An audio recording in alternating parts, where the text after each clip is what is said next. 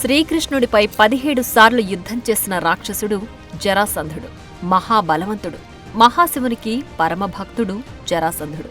భీముడిని సైతం ఓడించిన రాక్షస యోధుడు జరాసంధుడు. శ్రీకృష్ణుడికి జన్మనిచ్చిన తల్లిదండ్రులు దేవకి, వసుదేవుడు. దేవకికి సొంత అన్న కంసుడు. ఆ కంసునికి పిల్లనిచ్చిన మామే ఈ జరాసంధుడు. జరాసంధుడి జన్మ కూడా చాలా విచిత్రంగా జరిగింది. ఇతని తండ్రి బృహద్రథుడు మగధని పరిపాలించే మహారాజు. బృహద్రథుడికి 2 భార్యలు. పెళ్ళై చాలా ఏళ్లు గడిచినా ఇంకా సంతానం కలక్కపోవడం వల్ల బృహద్రథుడు చాలా బాధపడుతుండేవాడు. ఒకరోజు బృహద్రథుడు వేటకు వెళ్లి అనుకోకుండా చంద్రకౌశిక అనే మహర్షిని చూస్తాడు. ఆ మహర్షికి నమస్కరించి తనకు సంతానం లేదని, సంతానం కలిగే ఉపాయాన్ని చెప్పమంటాడు. అయితే బృహద్రథుడికి 2 భార్యలున్నారని తెలియని ఆ ముని ఒక ఫలాన్నిచ్చి దాన్ని మహారాణ్ణి సేవిస్తే సంతానం కలుగుతుందని చెప్తాడు. రాజ్యానికి తిరిగి వెళ్లిన బృహద్రథుడు అంతఃపురంలో ఉన్న తన 2 భార్యలకు ఆ ఫలాన్ని చెరిసగం కోసి తినిపిస్తాడు.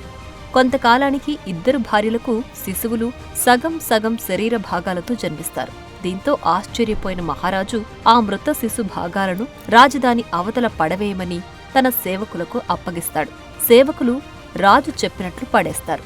అలా విసిరేసిన శిశువులు జర అనే మహిళ రాక్షసికి దొరుకుతారు. జర ఆ శిశువుల 2 శరీర భాగాలను ఒకే దగ్గరకు తెచ్చి కలుపుతుంది. అప్పుడు ఆ శిశువుకి ప్రాణం వచ్చి అరుస్తుంది. జర ఆ బాబుని తెచ్చి మహారాజు బృహద్రథుడికి ఇచ్చి జరిగిన విషయం చెబుతుంది. జరా చేత అతికించబడ్డాడు కాబట్టి అతనికి జరాసంధుడు అని పేరు పెట్టడం జరిగింది. జరాసంధుడిని ఎవరూ సంహరించలేరని, అతని శరీరాన్ని 2గా చీల్చి వ్యతిరేక దిశలో విసిరేస్తే తప్ప అతనికి చావుండదని జరా రాక్షసి అతనికి వరం ఇస్తుంది. ఆ తరువాత ఒకరోజు చంద్రకౌశిక మహర్షి బృహద్రథుడి రాజ్యానికొచ్చి జరాసంధుడిని చూసి జరాసంధుడు గొప్ప శివభక్తుడవుతాడని దీవిస్తాడు. తరువాత జరాసంధుడు అనేక యుద్ధ విద్యలు నేర్చుకుని గొప్ప రాక్షస యోధునిగా తయారయ్యాడు. అస్త్రశస్త్రాల ప్రయోగంలో ఆరితేరిపోయాడు. అన్ని వేదాలను ఔపోసన పట్టాడు. ప్రతి నిత్యం శివునికి పూజలు చేస్తూ శివభక్తుడిలా మారిపోయాడు. ముఖ్యంగా మల్లయుద్ధంలో అద్భుతమైన ప్రావీణ్యాన్ని సంపాదించాడు. ఈ భూమి మీద మల్లయుద్ధంలో ఇతన్ని మించిన వారు లేరంటారు. జరాసంధుడు తన 2 కుమార్తెల ఆస్తి ప్రాప్తిని కంసుడికిచ్చి వివాహం చేశాడు. అయితే తన సోదరి దేవకి యొక్క 8వ కుమారుడి చేతిలో తనకు మరణం ఉన్నదని జ్యోతిష్కుల ద్వారా తెలుసుకున్న కంసుడు దేవకి, వసుదేవుడిని చెరసాలలో బంధించి వారికి జన్మించిన 7 బిడ్డలను చంపేస్తాడు. చివరకు 8వ బిడ్డగా జన్మించిన శ్రీకృష్ణుడు తన మేనమామ కంసుడిని సంహరిస్తాడు. ఇదంతా వేరే కథ.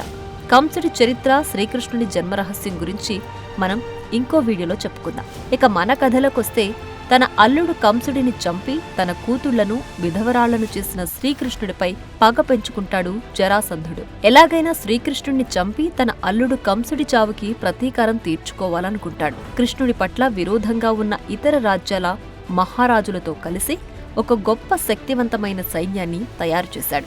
ఆ సైన్యాన్ని ఓడించడం ఎంతటి వీరులకైనా సాధ్యం కాదు అనేంతగా అత్యద్భుతంగా మలిచాడు. ఒకనాడు శ్రీకృష్ణుడు నివసించే ద్వారక మీదకు దండెత్తాడు.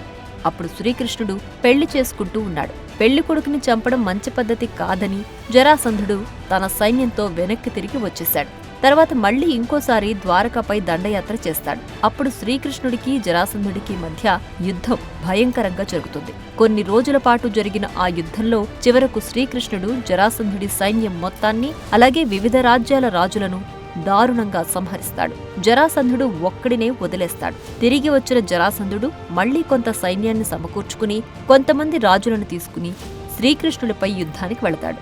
అప్పుడు శ్రీకృష్ణుడు మళ్లీ ఇంకో పెళ్లి చేసుకుంటూ ఉండేవాడు. పెళ్లి కొడుకుని చంపడం మంచిది కాదని జరాసంధుడు మరలా తన సైన్యంతో వెనక్కి తిరిగి వచ్చేశాడు. కొంతకాలం తర్వాత మళ్లీ ఇంకోసారి ద్వారకపై దండెత్తేవాడు. అప్పుడు మళ్లీ శ్రీకృష్ణుడికి జరాసంధుడికి మధ్య యుద్ధం భయంకరంగా జరిగేది.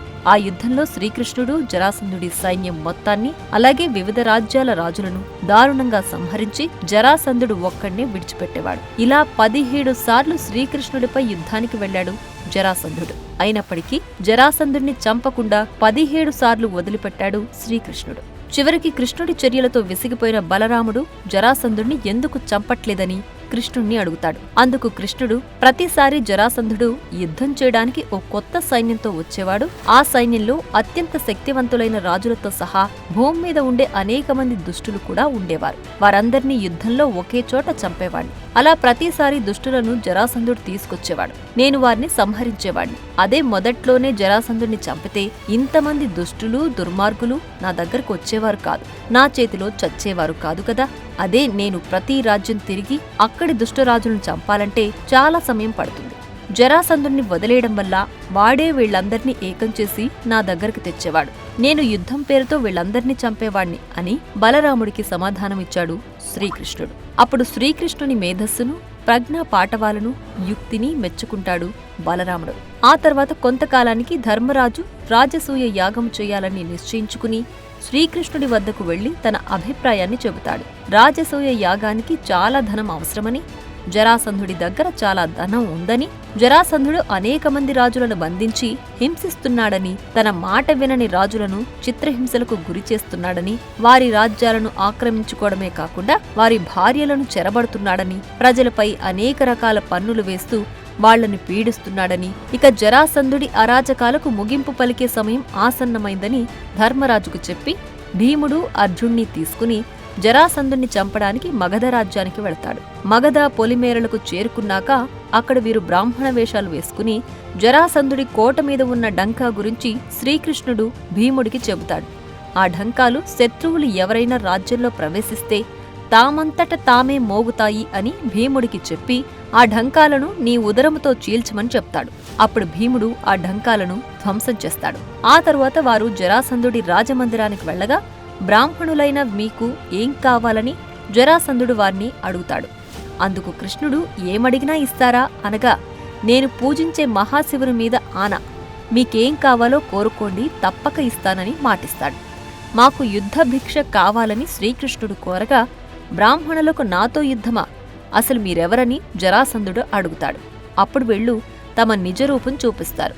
శ్రీకృష్ణుడి మీద కోపంతో ఉన్న జరాసంధుడు, నేను నీతోనే యుద్ధం చేస్తానంటాడు. అప్పుడు కృష్ణుడు, నీవు భీముణ్ణి ఓడిస్తే నన్ను ఓడించినట్టేనని చెప్తాడు. అందుకు సంతోషించిన జరాసంధుడు, నా ముందు భీముడు ఒక బచ్చాగాడని భావించి మల్ల యుద్ధానికి అంగీకరిస్తాడు. జరాసంధుడికి భీముడికి మధ్య మల్ల యుద్ధం భయంకరంగా జరుగుతుంది. 2 పర్వతాలు ఢీకొన్నట్టుగా, 2 ఏనుగులు పోరాడుతున్నట్లుగా ఇద్దరూ అతి బలవంతులు, సరిసమానులు ఒకరికొకరు తగ్గకుండా యుద్ధం చేస్తున్నారు. అయితే ఇక్కడ జరాసంధుడు భీముడి కన్నా బలవంతుడు. మల్ల యుద్ధంలో మెళకువలు తెలిసినవాడు. భీముడిపై దారుణంగా పిడిగుద్దులు గుద్దుతాడు. ఆ దెబ్బలు తట్టుకోలేక భీముడు మూర్ఛపోతాడు. కొంతసేపటికి తేరుకుని మళ్లీ యుద్ధానికి దిగి జరాసంధుడిపై పిడిగుద్దులు గుద్దుతాడు. అతని చేతులు మెలితిప్పి కాళ్లతో దారుణంగా తంతాడు. ఇలా ఇద్దరి మధ్య 27 రోజుల పాటు యుద్ధం భయంకరంగా జరుగుతుంది. ఎవ్వరూ అలసిపోకుండా ఒకరిపై ఒకరు ఎత్తులపై పై ఎత్తులు వేస్తూ యుద్ధం చేస్తూ ఉంటారు. చివరకు భీముడు జరాసంధుడి 2 కాళ్లను పట్టుకుని చీల్చివేస్తాడు. రక్తం కారుతూ జరాసంధుడి శరీరం 2 ముక్కలుగా పడిపోతుంది. జరాసంధుడు చచ్చాడని భావించిన భీముడు విజయ గర్వంతో వికటాట్టహాసం చేస్తాడు. కాని జరా రాక్షసి ఇచ్చిన వర ప్రభావంతో జరాసంధుడి 2 శరీర భాగాలు అతుక్కుని మరలా బ్రతుకుతాడు. భీముడితో సహా ఆ యుద్ధాన్ని చూస్తున్న వారందరూ ఆశ్చర్యపోతారు. ఇది ఎలా సాధ్యమో అర్థం కాక భీముడు తిరిగి జరాసంధుడితో యుద్ధానికి దిగుతాడు. ఇద్దరూ భయంకరంగా యుద్ధం చేస్తారు. చివరకు భీముడు జరాసంధుడి 2 కాళ్లను పట్టుకుని 2 ముక్కలుగా చీల్చివేస్తాడు. తిరిగి మరలా ఆ 2 శరీర భాగాలు అతుక్కుని జరాసంధుడు బ్రతుకుతాడు. ఇలా ఎన్నిసార్లు భీముడు జరాసంధుడిని చీల్చిరా అతను బ్రతుకుతూనే ఉంటాడు. జరాసంధుడిని ఎలా చంపాలో అర్థం కాక శ్రీకృష్ణుడి వైపు చూస్తాడు భీముడు. అప్పుడు శ్రీకృష్ణుడు నవ్వుతూ అక్కడే ఉన్న ఒక చెట్టు ఆకును తీసుకుని దాన్ని మధ్యలోకి చీల్చి ఎడమ చేతిలోని ముక్కను కుడి చేతి వైపు విసిరి, కుడి చేతిలోని ముక్కను ఎడమ చేతి వైపుకు విసురుతాడు. ఆ కెటుకు గమనించిన భీముడు అర్థమైంది అన్నట్టుగా తలోపి జరాసంధుడి వైపు పరిగెత్తి అతన్ని దారుణంగా కొట్టి 2 కాళ్లను పట్టుకుని చీల్చి ఎడమ చేతిలోని శరీర భాగాన్ని కుడి చేతివైపు విసిరివేస్తాడు. అలాగే కుడి చేతిలోని శరీర భాగాన్ని ఎడమ చేతివైపు విసిరివేస్తాడు. దీంతో జరాసంధుడు చనిపోతాడు. అప్పుడు జరాసంధుడు బంధించిన రాజులందర్నీ విడిపించిన శ్రీకృష్ణుడు అతని కొడుకు సహదేవుణ్ణి మగధ రాజ్యానికి రాజుగా పట్టాభిషేకం చేస్తాడు.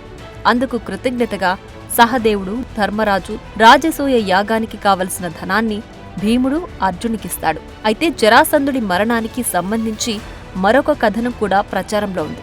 భీముడు, బకాసురుడు, కీచకుడు, జరాసంధుడు, దుర్యోధనుడు ఈ 5గురు ఒకే నక్షత్రంలో జన్మించారు. వీరి జాతకాల ప్రకారం వీరిలో ఎవరు ముందుగా మరొకరి చేతిలో హతమవుతారో మిగిలిన 3 కూడా వారి చేతిలోనే మరణిస్తారు. ఈ క్రమంగా ఏకచక్రపురంలో పాండవులు నివసిస్తున్న సమయంలో అంతగా తెలివిలేని బకాసురుడు ముందుగా భీముని చేతిలో చనిపోయేలా చేస్తాడు శ్రీకృష్ణుడు. దీంతో మిగిలిన 3 కూడా భీముని చేతిలోనే మరణించవలసిన ఆవశ్యకత ఏర్పడింది. అందుచేత 17 సార్లు తన చేతికి దొరికిన జరాసంధుడిని చంపకుండా భీముని చేతిలోనే చనిపోయేలా చేశాడు కృష్ణుడు. తరువాత కాలంలో కీచకుడు, దుర్యోధనుడు కూడా భీముడి చేతిలోనే చనిపోతారు. ఇదంతా ఆ జగన్నాటక సూత్రధారి శ్రీకృష్ణుడు ఆడే నాటకం. మనం కేవలం పావులు మాత్రమే. ఇది తెలుసుకుని మంచిగా జీవించాల్సిన బాధ్యత మనందరిపై ఉంది.